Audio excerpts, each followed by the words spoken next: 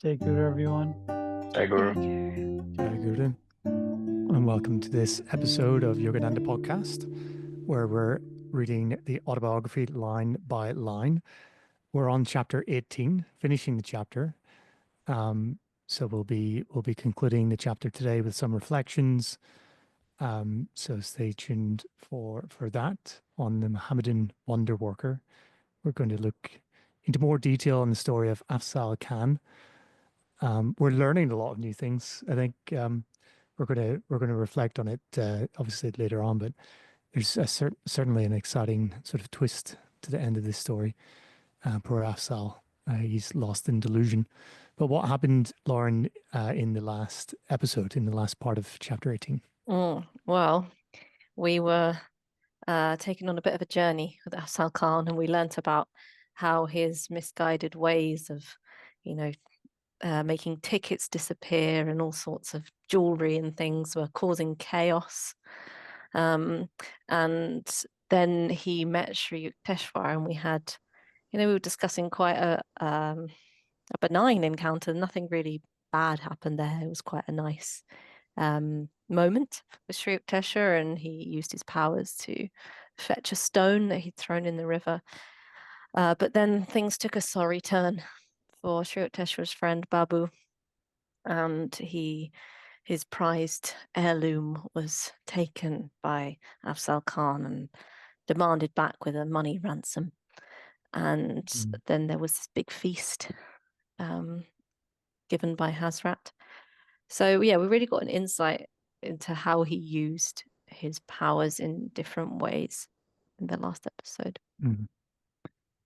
Thank you, Lauren. And we join Guruji, our Guru, Paramahansa Yogananda, talking to his Guru, Sri Yukteswar, where he asked the question, young Mukunda here, that is probably the question that we would all ask, which is, if he could easily secure such things as gold dishes, he says, why did he take the property of others? Bit of an obvious one, right? Why would you have to take from somebody else if you could materialize what you needed at will? Priyank, do you have an answer for this? Not a good answer, but it's not only, I think, that greed begets greed. It's that if you're in that delusive state, you want to have more than what the other person's got, which may mean that you want what they have and you want them not to have it. I know it sounds absolutely terrible, but that is the state of affairs for a lot of people. And that's like, even in economic terms, like you get this thing like buying power, and you want to compare it to what other people can buy as well. So it's like comparative wealth. It's not just absolute wealth. You want to be richer overall, not just by some base mark. I don't know what the name for that theory is, but there is something there. Yeah, I think that must have been a feeling that you are above everyone else, and a way to do that is to take their things rather than just being happy on your own. And I think what Priyank just described is accurate, that you kind of, you want to be rich, but you sometimes also want other people to be less rich than you. I don't know if that's if that's part of greed or part of desire, but it's something that you see in economy. Must be like this imperialism that Afsal learned from the might of the British Empire back then. Yeah, blame it on the British. I like it. Yeah. The modern day scapegoats. Well, we don't know exactly why ourselves in this sense, but we know sort of the mechanisms behind it. And Sri Yukteswar tells us that he simply wasn't a highly developed spiritual individual, so his soul wasn't very developed at this stage, or wasn't very clear. Priyank? The word covet the property of others, is that how you pronounce it? I don't know, because I've never used that word, but Guruji's used it here. But the only place I remember the word covet is in the Bible, where in Exodus and the 10th commandment, i.e., you shall not covet your neighbor's house, your neighbor's wife, nor his male servant, nor his female servant, nor his ox, nor his donkey, nor anything that is your neighbor's. But Guruji, I think, has purposefully probably used that word to link in religion, also the folly of not following religion. And Afzal didn't really have a guru. I think we mentioned that in the last episode. So he didn't have any spiritual guidance that would tell him this is right, this is wrong. So the only thing he could maybe rely on is his instincts and his intuition. And like Sri Yukteswar says here, they're not very highly developed. So I think maybe that way we can cut him slack. I think in Islam, as with Sikhism, the teachings are the guru, as it is with us, right? Because our guru is not in the physical form. So like they have like the Bible, sorry, not the Bible, the Quran, don't they? And Sikhs have the Guru Granth Sahib, their holy book, and they worship that book. So the teachings. So I'm sure he had that at least before he realized that this old man was his guru teaching him. Yeah, I mean, he did get initiated in some way then by this guru this man that he met, that initially had asked him to fetch him some water, if you guys recall.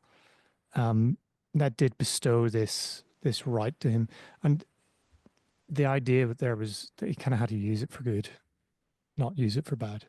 So he had enough guidance there to to tell him what to do, and he pretty much forgot it immediately, and went on his merry, sort of not so merry way, as we'll soon find out. So I guess this is one big test, as we'll sort of find out if he passes or not soon. But certainly the guru is watching from afar. Like, one thing that we don't really know much about here is his circle of friends, because Guruji often says the environment is stronger than your willpower, and maybe he was part of a group that acted like they're hard to impress, and he did some of those things to impress them. You're saying he was part of a gang, Mike? some astral gang. Yes. Hazrat and co. Yeah. Yeah, exactly. And this lack of spiritual development definitely led him to do the actions that he was taking. So Sri Yukteswar recognizes that he had this certain mastery of yoga, this technique, this yogic technique that gave him access to this astral plane, where we've talked about it before. You know, the difference, say, between the physical plane that we're on and the astral is one that we're going to delve into in more detail later on in the Autobiography of a Yogi, Chapter 43, where you essentially can materialize at will, much more easily, much more readily. So this was something that not many people would be able to have access to on this material plane. And the idea of being able to materialize your desires is a very tricky one, isn't it? Because can you control your desires? Can you overcome your desires in this slow materializing plane versus the astral plane? So it's definitely a big challenge for us all, really, to overcome, Mike.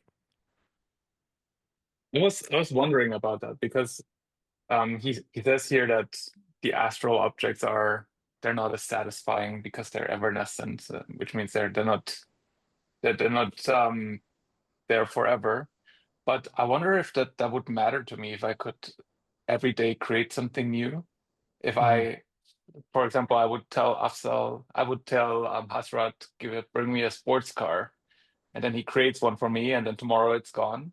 I'll get another sports car tomorrow. It reminds me a little bit of all those accounts I got from the people who went through the LA fires and lost everything. And they had like a period of mourning, and then a lot of them arrived at the stage where they said there's just stuff. And some of it is irreplaceable, but a lot of it is just stuff that you get money from the insurance and buy it again. And I don't know, maybe I don't know. I feel like if I could have Hazrat, I would have a good time. Mike, I know you're into antiques as well. So what have you wanted, like an antique harmonium, you know, one Some that of Guruji used, William the Conqueror a stuff. new one, and yeah, a Yeah, new one just William the won't Conqueror cut the stuff. mustard, will it? Yeah. Well, yeah, it has its limits. Yeah, unfortunately, that's true. Would you use it for good? I don't want a new one. I want an old one. But wouldn't I be able to say like there's this maybe the sunken ship off the coast of England with William stuff, and then I tell Hazrat to retrieve it for me, Yeah. right? And then I have it in my living room. No, you'd have to first start a deep dive, touch it, and then come back. Well, Well, we see here the mention of desire. Why don't we look at what Guruji says about desires? Oh yes, There's, let's be serious. Yes. let's Okay. get back on track. Yeah. Okay. There's a reading from Guruji that he gave us to talk about desires. He said, desire is produced by indiscriminate contact with the objects of the senses. And I like this bit because indiscriminate contact, and we know that our dear friend here, Afzal, was literally getting in contact with the gold. Sort of maybe there's a connection there. Expressing as the likes and dislikes of the ego, desire creeps into the consciousness of one who is not watchful enough in governing the reaction of his feelings to his various experiences in the world. It is a condition the ego imposes on itself and is therefore detrimental to man's even-mindedness. Whatever has its origin in desire is a disturbing element, for desires are like stones pelted into the calm lake of consciousness. Attachment to pleasure or aversion to pain both destroy the equilibrium of the inner nature. These psychological twins, man's feelings of pleasure and sorrow, have a common father. They spring from desire. Fulfilled desire is pleasure, and contradicted desire is pain or sorrow. They are inseparable. Just as night inevitably follows day as the earth revolves on its axis, so pleasure and pain revolve on the axis of desire, the one ever alternating with the other. Nice reading. But you know this concept of aversion to pain, isn't that like good thing, like natural thing? Or does Guruji mean like someone who like really avoids anything that may cause pain and like is obsessed with not having pain, you know, like wraps his whole life in cotton wool, that kind of thing? Or her? Yeah, maybe it's the desire of this sheer desire of it. You know, the desire in and of itself that actually comes, you know, comes from within. Whereas we're simply needing to sacrifice ourselves in a way, like to give into life and accept it in whichever form it comes. I don't know. Yeah, it was a question I had actually when you mentioned it there, Priyank. But desire in and of itself is the tricky thing that we must keep an eye on, as Guruji says, Mike. Yeah, Guruji says here as well that desire puts a condition on happiness, right? So then we kind of feel like we can't be happy unless we have this. And I think that in itself is dangerous. And Guruji mentions that often in the lessons that we should be, I mean, that's even a saying, be careful what you wish for, because it kind of can impede your happiness. Yeah, and through this astral being, Sri Yukteswar says that they could summon the atoms in any object from etheric energy by an act of powerful will. So this is, in describing it, pretty incredible, Priyank. What's your thoughts on this? Yeah, it's scientifically very incredible, isn't it? And then as Mike said earlier, that they're structurally evanescent and then cannot be long retained. I've got a few scientific questions on that. So does that mean that your teleport, like say you're thinking of a cup or an amulet that's like, you know, in another part of the world or whatever, and then you get Hazrat to bring it here, does that mean that you are disintegrating those atoms, or just copy and pasting those atoms, or cutting and pasting those atoms to here, or are you just recreating that same form here? And then the follow-up question is, are they both structurally evanescent, or is one more or less than the other? Questions obviously we'll never have the answers to, but if ever we discover it's basically in basic terms it's teleportation in a way, isn't it? And if science ever does work it out, these are the things that they'll have to tackle. I think in movies they do tackle it, isn't it? Where they, like, when they do this stuff, it like kind of disintegrates quite easily and it's not very stable and that kind of stuff. It sounds like a class they would be teaching in Hogwarts in Harry Potter, the astral manifestation, and it seems to be like a form of creating objects. Like we said, it's evanescent, so it's like it's probably requires a lower skill level than to create something that is like permanent. So when I would expect if a saint gives you something, it would not disappear unless he wants it to. But there seemed to be a realm in between where people who are not fully realized have astral powers like this, who can create temporary objects. I wonder if that will be a more common theme in higher ages, where people can just do that. When Sri Yukteswar, way later in the same book here, describes the astral plane, he describes that this is a common theme there. I think I can tell you where to find the answer, Parag. If you want to pick up a book, you've probably got it. Go. The scientific healing affirmations. It's in there. What's the answer? I can't tell you. That's the bit. You have to go pick up the book and read it. It does describe the mechanics behind it actually quite well in that book. I forgot it was in there, but I listened to it on Audible. I bought the book on Audible, and it's in there.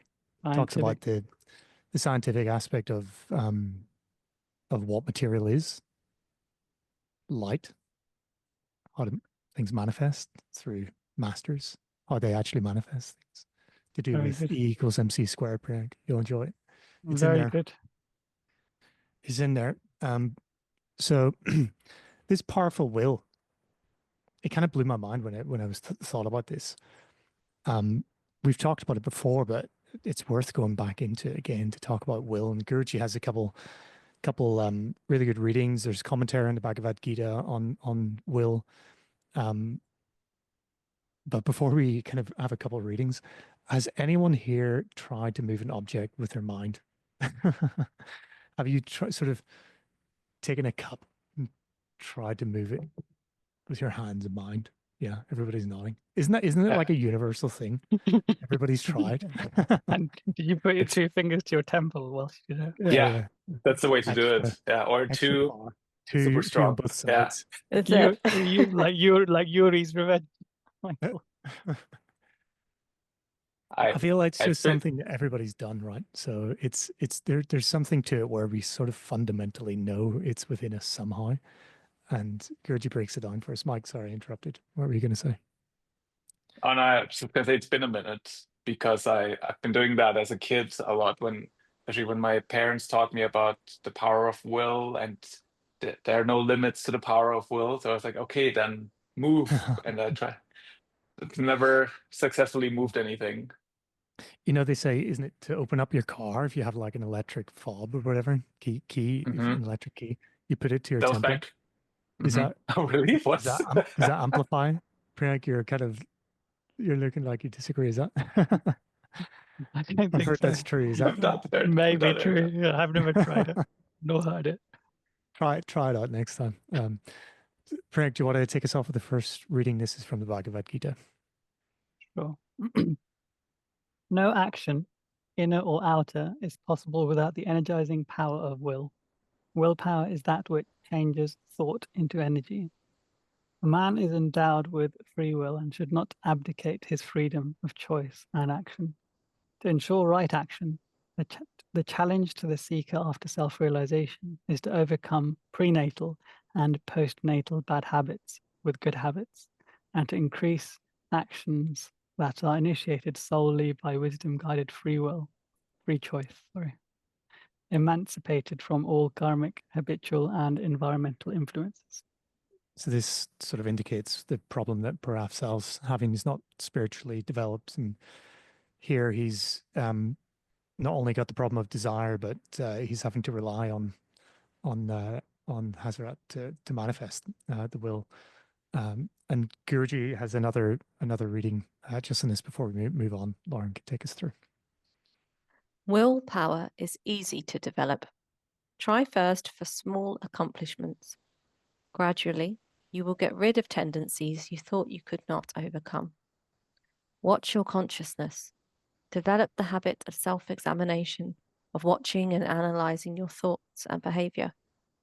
When there are telltale signs of bad habits or inclinations, that is the time to discriminate and resist with willpower. Nice. Very nice. It's easy. There, you said it yourself, Lauren. It's easy to develop will. So one day we can get to the high peaks of materializing at will if we need to. So going back to the readings of chapter 18, that, as you mentioned earlier, Mike, this structurally evanescent aspect of material, of the astral objects produced here on Earth, on the material plane, cannot be long retained. Chapter 43, we're going to go into this in more detail, which I can't wait for. It's such a fascinating chapter that to read through. I remember actually the first time when I read it, so it's one of those big, impactful chapters for me. Afzal had to, I guess, learn the hard way. So he definitely had this yearning for worldly wealth. And it's mentioned here that he, through more hardly earned, he had been, a little bit better if advised to go and earn it the hard way, and it might last longer in reality form versus what's happening here. Rihanna. So the line is, Afsal still yearned for worldly wealth, which, though more hardly earned, has a more dependable durability. What do you think he's talking? What is he comparing it to? What is it more hardly earned against? Is it against astrally producing it through Hazrat, or is it against just general spiritual wealth? Spiritual wealth being like, your power of intuition, your contact with God, and meditation, that kind of thing. Because if it is about spiritual prowess, what I just described, this is quite comforting, isn't it? Because we think worldly wealth or material wealth is really tough to, how hard is it to become a millionaire or a billionaire? You might work your whole life or many lifetimes and not achieve it. But he's saying that is more difficult than spiritual wealth, which we think is the ultimate goal. And he's saying essentially it's much easier to obtain all the spiritual powers than worldly powers. I think that's really comforting. I prefer that interpretation as to the astral, manifestation through Hazrat. I think you're right, Priyank, because you could interpret it both ways, but I know there are many different places where Guruji mentions how difficult it is to have worldly wealth, and then he mentions statistics of 1 million people, one is wealthy or something, right? So it's it's probably a karmic thing and a thing of like a lot of great effort you have to put in to get it. But then if you interpret it in the way that it's easier to be spiritually wealthy than worldly wealthy, that is comforting, because I would have thought both of them are almost equally difficult to attain. And Yeah. if it is spiritual, sorry, Chris, if it is spiritual wealth, like we were just describing, then this then becomes one of my favorite lines in the book. That's a really good interpretation. Along with, you only have to do 1/1,000,000th of what I teach you, or 1,000. I like it. I like it. Bit of a Condensing comfort everything blanket. to just one kriya. Yeah, it's definitely got a tone, maybe there's potentially a bit of a tone of judgment or even irony in there, where, it's understandable what Hafsal's doing, but short-sighted for sure. We're about to see probably it's leaning into that way, because we have a bit of a story unraveling for us that Sri Yukteswar jumps into. He talks a little bit about the afterworld, and the conversation goes on where Mukunda and he are discussing Parafsal, and really that Sri Yukteswar highlights that he definitely was not a man of God realization, that the miracles of a permanent and beneficial nature are performed by true saints because they have attuned themselves to the omnipotent creator. So this is simply being put to us by Sri Yukteswar, that he was an ordinary man, but he had no extraordinary power. Priyank. Few things. When Mukunda laughs and he says, material wealth essentially vanishes unaccountably. Recently, like the stock market's plunged like by 10%. And then everyone just like loses a lot of their wealth. And that is what reminded me of. And similarly with the Bitcoin, Chris, one day you're rich and the next day you're like, why didn't I sell? It's just unaccountable losses, isn't it? And it's difficult to like come to terms with as well. So I like this line in terms of how we should treat material wealth. Secondly, he says here, Afzal was not a man of God realization. And a couple of paragraphs before, he said, Fakir was not highly developed spiritually. So I think obviously it's saying the same thing, but he's like doubled down to almost emphasize it. And here he's obviously talking, before he was talking about when he said the Fakir was not highly developed spiritually, he was talking about, Hazrat essentially taking things of others when he could have materially produced it. And here he's essentially talking about miracles, essentially going after miracles. And Afsal was not a man of God. It's interesting that he says it twice and describes it slightly differently. You know what I mean? Yeah. Go on. It's like a teaser to chapter 43, isn't it? Because you're kind of thinking, oh, it mentions here at the end of this paragraph that penetrating the subtle realm of the astral realm, usually entered by mortals until death. And Mukunda says that he understands now that the afterworld appears to have some charming features. So there's a bit of a teaser there. And then we have previously there was a footnote to say that chapter 43, the resurrection of Yukteswar, there was more detailed on the illumined astral planet, the Hiranya Loka, which we'll get into. So, maybe more on that to come, as it were. But he didn't give us all the details just in this one story.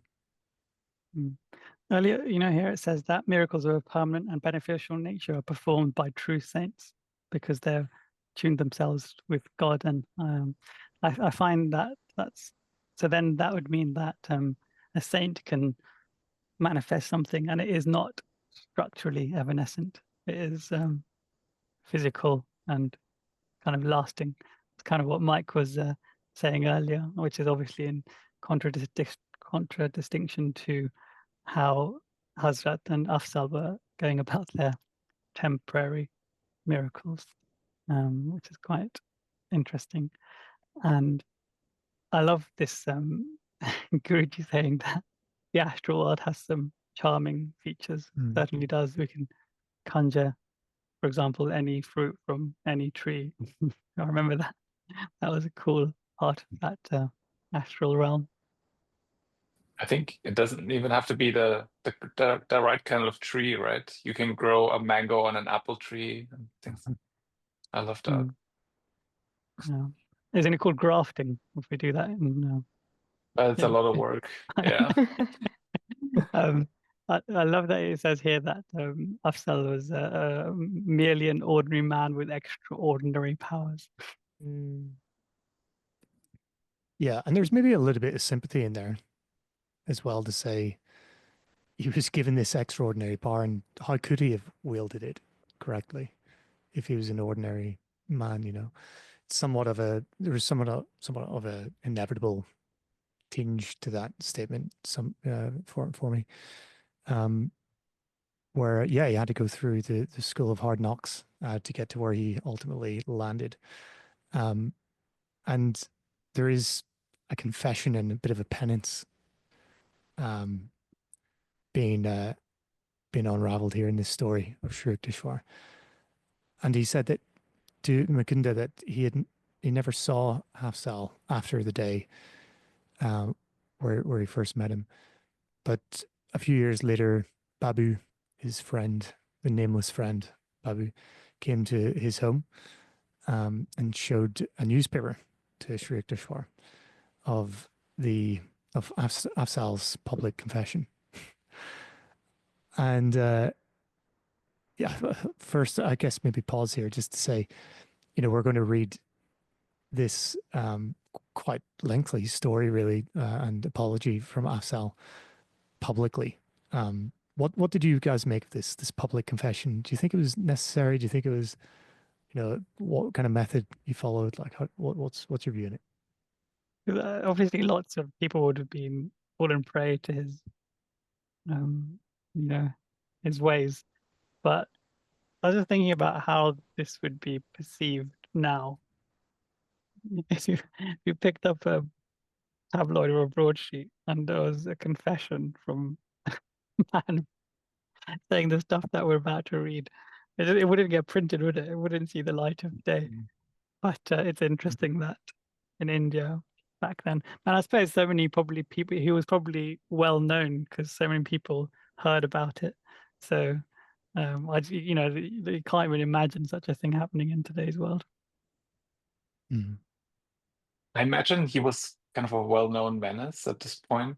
So he wanted redemption. And then by coming out like this, he gave people a redemption story. And I think people love redemption stories when they read it. Like, he came clean and he explained it. And I'm sure people who were of different faith also appreciated the whole story. And maybe it's even an inspiration to seek God after reading this. Definitely. And also, it would have taken him a very long time to go around and give personal apologies to everyone he'd affected. Can you imagine? That would have probably been his life's work. So it was also probably a more efficient way of saying sorry and telling people the truth, right? Yeah. What's the film? Is it with Jim Carrey where he has to say sorry to people? Or there's a film, a Hollywood film, where essentially, for everybody that you did wrong in your life, you kind of have to go and find them and apologize to them. Is it Yeah. liar or something? No, can't remember. No, it's not that. I think it's something. We'll find. Maybe the listeners can fill us in. It might not be Jim Carrey. I'm giving you a red herring to chase there. But yeah, I mean, you're right, Mike. I love your comment. Everybody loves a redemption story. The inspiration that it could have well had might have undone the ripples of sort of the negative ripples that he caused before. And Sri Yukteswar was saying here that he learnt that really from this early initiation from the Afzal's guru, the following facts that the published document was Afzal saying that he was deeply sorry that this was an act of penance, to apologize to the public, and a warning to those who would seek the possessions of these miraculous powers. So it probably offset, we talked about how he would have drawn crowds, and would we have went there and maybe, would you have been lured in to try to learn what kind of powers he had and how to get them yourself. So he's maybe addressing this, that he had some sort of popularity before, people coming to follow him around. So he's offsetting that to some degree here. And so he was admitting that for years he had misused his power, that had been imparted to him on behalf of this guru, the grace of God, and his master, that he became drunk with egotism, and that he thought he was above the law, but his day of reckoning finally arrived. And so it's a pretty heartfelt, pretty meaningful apology, Lauren, isn't it? Yeah. And also he's taking full responsibility. He's not saying, oh, I'm a mortal and I'm weak and I couldn't, handle the power. No, he's saying, this is what I did and this is why. And I think there's a lot to say for him as a person, as a soul, to do that publicly. I think that takes a lot of courage to admit all of your faults. Mm-hmm. But he You've could been have going- said I was tricked into doing all these things. Yeah, yeah. It was Yeah, it was but he Afzal's didn't. fault. Yeah, it wasn't me, I promise. It's this No. astral being, yeah. Yeah. But this was a few years later. So Yeah. he'd been doing this grift for some time. Yeah. He's bound to have hurt a lot of people along the way. Mm. And so, Mike, yeah, you're on mute. I think that's also why it worked, because if you do this and you have all those high ideals, I don't think you fall off the cliff instantly. But if you have those powers for years and years and get used to them, your ego grows and grows. And I think that's how it gets you, and you go down the path. And we're gonna read his story now, and I feel like what he did there was pretty dark, probably the result of years of abuse, yeah, of his powers. Yeah, it's a kind of good point actually, in a way, because the stories that we've heard have kind of been lighthearted, or he's stealing from some tickets for the trains, like who's he hurting in general? It's kind of wider, and then it goes darker where he's stealing jewelry from stores, and now we're going to see this old man that he bumps into outside Calcutta, who was apparently limping along in pain, crunched over. And he says that he was carrying a shiny object that looked like gold, and he had greed in his heart as he addressed him. And essentially, the old man says, the ball of gold is his sole material wealth. Wouldn't be of interest to him, but, please, can you help me heal my limp? And without saying anything else, he touched the golden ball and walked away. Afzal did. And so the old man hobbled after him, and then he stood. He raised an outcry that his gold was gone, Mike. Incredible that he would do such a thing. He asked him to heal him. Do you think Hazrat would have been able to heal him? I don't know. Maybe. Or he could. I think at least he could have done something nice for him. He could have materialized a bowl of food for him or something. Mm-hmm. So the moral of the story is don't let anyone touch your gold. But in seriousness, I think that if this guru obviously is his guru, if he had said this, then that means that Hazrat could have done that. If Yeah. not just feeding the hungry masses, but also healing them. So it's like a Christ-like capability that Hazrat has to affect on humanity. Yeah, and with that knowledge, how heavily would it weigh on your consciousness that you give up that opportunity? Gosh, could you imagine? That's enough to motivate you to do better in the future, no? And so, Mike? Isn't there, like, he must have done pretty well for himself with Hazrat. So isn't I know a lot of people who feel like they've done well for themselves. They kind of feel guilt towards society, and that's why they become philanthropists. And he doesn't seem to have that at all. He didn't feel like, oh, this poor man, I could help him. He felt like, no, this poor man, I'll take his last bit of gold. So he must have fallen down into a hole, and this must have been the bottom, the rock bottom that he hit. He there's no way he was proud of doing that. There was probably something in him that he couldn't control, that wanted more and more money or gold or whatever. Yeah, and it's kind of indicated by his response to the man's outcry. He didn't say anything to even address the limp healing request. He ignored him. He didn't say anything, and then he walked away. But he says, "As I paid no attention." So he really is so disregarding, isn't it, Frank? He's like the inverse of Robin Hood, Yeah. taking from the poor and giving to the rich. Yeah. Himself. He's definitely no hero. Yeah. And he gets startled by this old man, this old, frail man that suddenly spoke to him in a voice that he thought was, odd coming from his frail body. His stentorian voice points for who knows what that word means. I just Loud. Googled it. Yeah. Loud and powerful. Yeah, I googled it There you well go. before the podcast. Yeah, nice. So he has this loud, powerful voice coming from his frail body, and it says, "Do you not recognize me?" And this was enough to make Afzal speechless.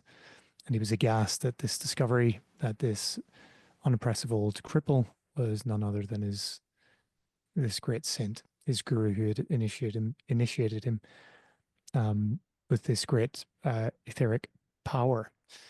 And he says the old man's body became instantly strong and youthful, and that the glance was fiery. And the guru says, I see with my own eyes that you use your powers not to help the suffering of humanity, but to prey on it like a common thief. Yeah, he's straight to the point. Priyank. If you want to visualize this transformation of this, old man coming alive with health and vigor, and straightening himself. If you watch Forrest Gump, you know that scene where he's like running away from those bullies that are throwing stones at him, and then he's in like crutches and braces and stuff, and then he just keeps running, and then they break away, and then he's running faster and faster and faster, and then he realizes he didn't need the crutches and stuff, and he completely runs like a pure athlete. It's a good, it's a memorable scene. It reminded me of that when I was reading this. Yeah. Yeah, exactly. It would have been quite the shock to Afsal, because he was doing this for a few years, so we know that he was just in this routine and this habit of going over and over again and preying on people, causing suffering as he went, and he'd hardened himself to the degree that he was able to ignore an old man, stealing the old man's soul wealth, not even saying anything to him as he simply walked away with his gold in his person, probably. So he definitely hardened himself to this to good, really hardened himself against his consciousness, his better consciousness, telling him not to do things. And he has his guru then confronting him, and he says the guru says that he's going to withdraw the occult gifts that Hazrat is now freed from you, and so this is the indication that the guru really was the one in control of this With astral fiery eyes. Glance was astral being. fiery. Yeah, yeah. Able to melt the hard iciness that came over Afzal. And it says, "No longer shall you be a terror in Bengal." And the response, I suppose, is one of somebody in delusion, right? Like he turns around and cries for Hazrat, of all things, so it just shows how strong it was, the delusion. But very, very typical, you watch enough sort of films, you kind of see that the bad guys are always bad guys until the very end, even if they do get confronted. But thankfully, there is the twist of this dark veil suddenly lifting from Hazrat, and he saw clearly the blasphemy of his life. Like, I think this is so typical that this happens in life, right? Like something happens to you, and it looks like it's like a big change or something devastating. But then sometimes you see like why it happened, or it kind of takes something away from you that like it changes your point of view. I think that's a good way to see it.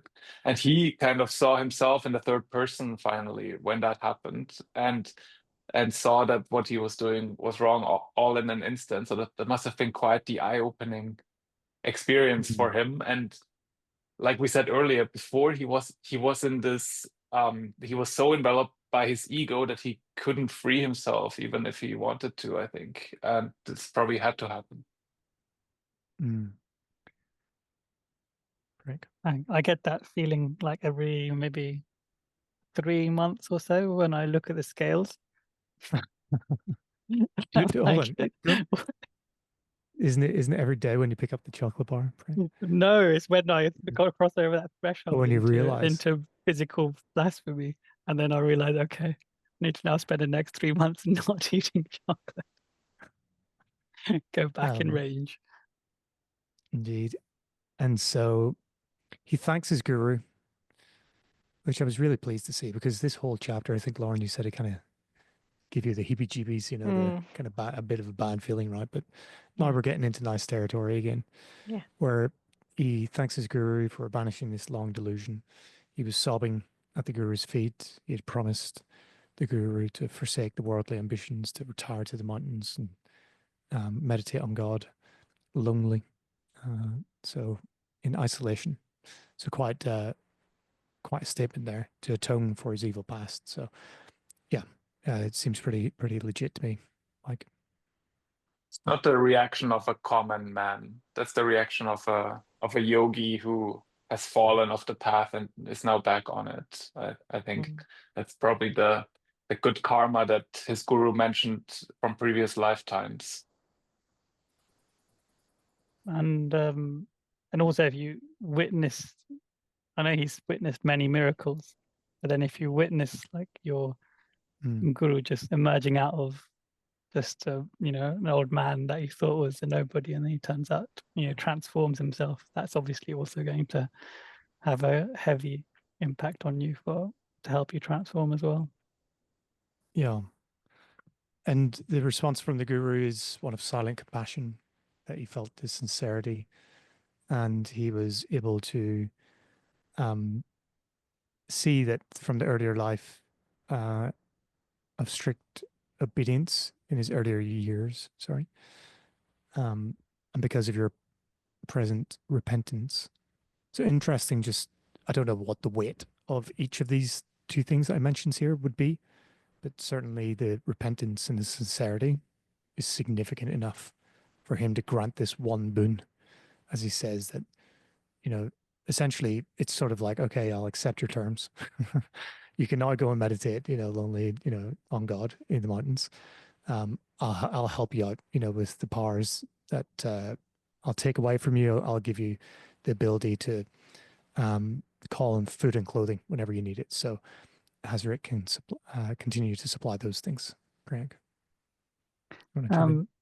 Yeah. So the years of earlier years of strict obedience, I get the feeling that it's like a past life obedience as opposed to in this present life, and probably one with his guru as well, obedience and loyalty to his guru in a prior life, which is why he's probably being so kind to him now, because he's earned that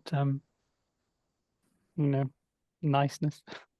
The other thing I was gonna say was Hazrat is now going to only grant him stuff that, i.e., food and clothing, which is, you know, when he needs it, essentially, whilst he's meditating. Whereas before, Hazrat was allowed to give him anything, no matter if it was good or for evil, whether it's for him going towards God or not. But in, you know, a couple of lines previous, it says Hazrat is now freed from you. So I feel like this section is also, there's three parties in this section. I think Hazrat, Afzal, and this Guru. And I think this section has now essentially freed Hazrat, and he's has allowed Hazrat to then also climb the next rung of his like spiritual journey as well, and perhaps, you know, kind of remove the link tie that he had, the slave-like tie that he had with Afsal. You're muted. You're mute. It's still quite the boon to have. I mean, I would also think it's difficult to live in the Himalayas by yourself without having food and clothing from somewhere.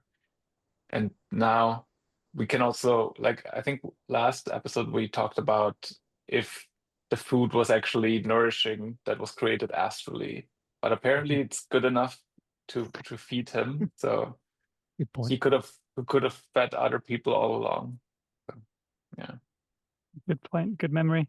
Now Afzal has literally zero excuses, because every single thing that he could need, in quotes, is being taken care of, and he has to put his money where his mouth is, i.e., he's going to spend, you know, silent years in the Himalayas atoning for his wayward life. But now he's got no excuse. He's got everything he needs. He's finally taken some right action, Mike. There's a reading that I found that Guruji talked to you on right action. That sort of ties into what we're reading here. So before we sort of finish the chapter off, do you want to walk us through that? Anyone who tries sincerely and unceasingly to work out the tendencies of his past incarnations, not for egotistical satisfaction, but for spiritual freedom, finally becomes liberated through not having succumbed to karmic compulsions. The man who tries to work out his past karma with the thought of pleasing the Lord alone ultimately understands the fine distinctions between the duties instigated by his own past egotistical tendencies and the duties assigned by God. There you go. That's a real tough one. I think that's like the choice we have every day, all the time. Am I doing this for God or virtue, or am I doing this because it's a past habit or something from my past karma? Yeah, it's actually interesting because it ties into the reading that we had earlier on desire. You got to really be careful about these thoughts and feelings that we have, and not just let them pass through without analyzing them properly. Guruji always says it, and it's probably something I need to do more, right? Because this is one that can easily slip through. Why are we actually, doing what we're doing? But yeah, Priyank. If you had been given this boon of Hazrat just giving you Tiramisu every single day. Is that the question? Tiramisu every single day is the answer. I'm kidding. I'm kidding. I'm just kidding. how would you change your life if you had given this boon? Essentially, you don't need to go to work to earn money for food and clothing or shelter. Does he give you a free apartment as well? Don't need it, mate. You got Himalayan caves. You're talking about like getting really like flashy clothes, I don't like whenever I saw this, I thought, okay, well, we've basically seen in this end of the chapter, Sri Yukteswar saying he was an ordinary man. He was ordinary. He wasn't very spiritually developed.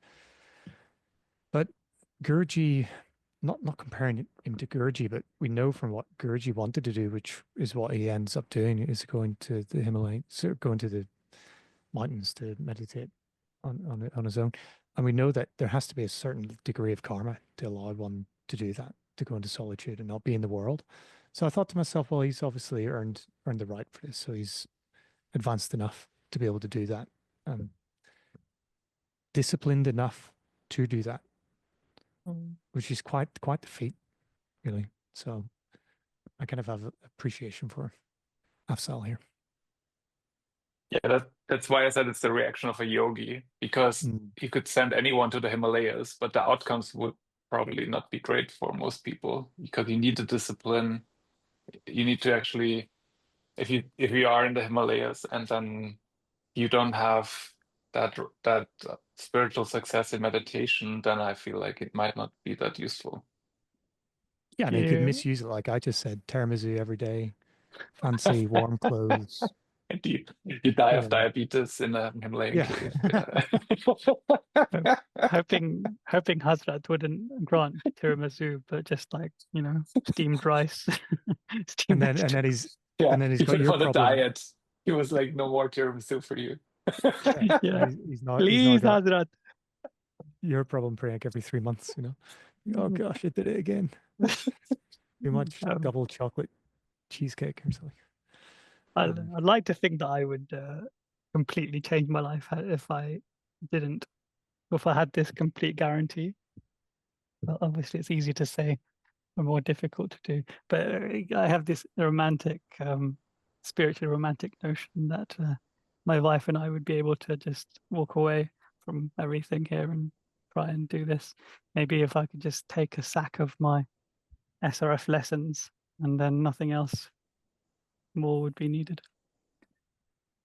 We talked about desire and playing in pain and pleasure, trying to avoid pain. And like you said, why would you avoid pain? But then if you look at some of the readings, it's one of the more elusive things in my mind. Like why do we have pain? Like why should we suffer? What's pain good for? It's to awaken our soul, And so he's now having to live with the consciousness of causing a lot of suffering, essentially. That must weigh heavily on the mind, but that should act as the fuel to push through, to change, really, as well. So if, as Guruji says, what we should do is kind of live through the suffering and of others and, care for them as we would care for ourselves, then this must be a massive wake up that you can't really get away from. And I mean, his suffering was really more an ego kind of suffering, right? Because he had those incredible powers and they were taken away from him, like powers that nobody else has. So it's not like he went through some devastating pain or something, but it's like his ego went from up here back to down here, and that's really life-changing, and it probably has the same effect as some physical suffering would have. And he must be pretty independent, because his guru just vanished at that point. We don't really know whether or not they met up later or he had that sort of constant contact with him, but we know he vanished at that point, and he was left to his tears and reflections. So he was left to his own introspection, and he simply said in the newspaper article, "Farewell, world. I go to seek the forgiveness of the cosmic beloved." It's a really, poetic and heartfelt way for Afzal to sign off. And that concludes the chapter, really. That's the end of this chapter. The Mohammedan wonder worker. And it was pretty interesting chapter, really, in the end. And it was one of those ones, I think we mentioned, Lauren, I think maybe mentioned that it's one of the ones you almost forget. But, it kind of caused a bit of a sort of icky feeling when you read it at the time. And maybe that's partly why we sort of forget these chapter like this. But yeah, filled with lessons and sort of twists and turns that reading more closely into, I'm really glad we again, we're really glad we're doing this exercise that we're doing, Priyank. But what's your reflections on the chapter, Priyank? I came up with a lot of crazy and wild theories in this last 3 episodes. And really we're probably none the wiser as to confirming 90% of those theories. Like we came up with so many theories that one of them's got to land, but for the life of us, I'm sure none of us would be able to put any significant wager on which one that is, because then that really cements how mysterious this chapter is. I really liked this last episode that we did where we brought in things like, willpower and greed, and Guruji's readings and teachings on that. So yeah, I think it was really good, and I really liked discussing what Afzal's faith levels were through his journey, i.e., before he met his guru, this time in between, and the time after, because it was a journey for him as well. And I also enjoyed Hazrat and how theorizing how he did his work and how astral objects, how permanent they are and how they compare to if they were recreated or if they were moved and things like that. And also how Hazrat's karma is tied up with Afzal's as well. So, but essentially, I'd love to hear what readers think as well, and obviously the rest of you as well, because we have so many potential reasons as to why Guruji included this chapter. Yeah, it really made you think, didn't it, this chapter? I'm glad to have revisited it again. I do still feel uneasy about most of the chapter. It still gives me that vibe, as you said, that icky kind of vibe, Chris. But also I find it really comforting again, and there's lots of lessons here. But I think the biggest one to take away is, one, you can fall very far from the path, but also even when you're at your lowest, your guru comes back and helps you kind of realize and get you back on the path again. And I thought that was a really beautiful moment at the end when he met his guru and very quickly realized how badly he had conducted his life and wanted to rectify it straight away. And I think for us, it's a nice reflection too that our guru is always here, always helping us silently, and if we ever go too far, he'll be there to catch us. I loved that there was the story in the autobiography, because if I wouldn't have read it here, I would have said it's impossible. This never happens. This is not real. So it's a bit of a mind-opening kind of story. And I mean the gist or the lesson of the story is that sometimes life has to blow up in your face to get you back on your spiritual path. And I think that's something that is universally true. It's very spectacular here in this story, but I think that some happens in a smaller version to many people. At the beginning of the chapter,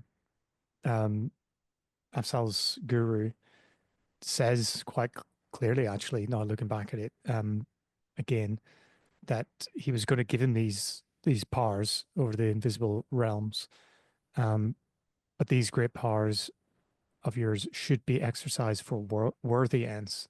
Never employ them selfishly. He states it very, very clearly, and he actually tells him, as a word of warning, do not allow them to sprout. Sorry, that the guru perceives that he brought over some of the past seeds of destructive tendencies, so don't allow them to sprout by watering them with fresh evil actions. And the complexity of the previous karma is such that you must use this life to reconcile your yogic accomplishments with the highest humanitarian goals. So it's a really explicitly clear, like very explicit, very clear instruction to him, really. And reflecting on it myself, we all have our own past tendencies in karma, all different, all challenging in our own ways. And I sort of have an appreciation for it, because life is so complex, and the life that we have now is uniquely designed for our benefit. And we have our guru to take us through it. So it's a very unique story, very specific story, probably, as rare as it gets. But that just means that we're all unique. So it was nice to delve into the life of Afzal, but I'm glad I'm not really in his shoes in this sense. So yeah, thanks for the reflections, team. And so we have next episode is going to be chapter 19, where we're going to be breaking down chapter 19 line by line. So join us then, unless there's anything else. Anyone else for anything else? No, for this chapter. So with that, thanks for tuning in. What See you is next time. chapter 19? Sorry. What is My master Okay. Sri Yukteswar. In Calcutta, appears in Calcutta. Serampore. Yeah, he actually does that. Yeah, and he appears to Mukunda and not to his friend. So we'll talk about this next time. Yes, Sweet. Michael, take us away. Excellent. Thanks for tuning in. Jai Guru. Jai Guru. Thank you.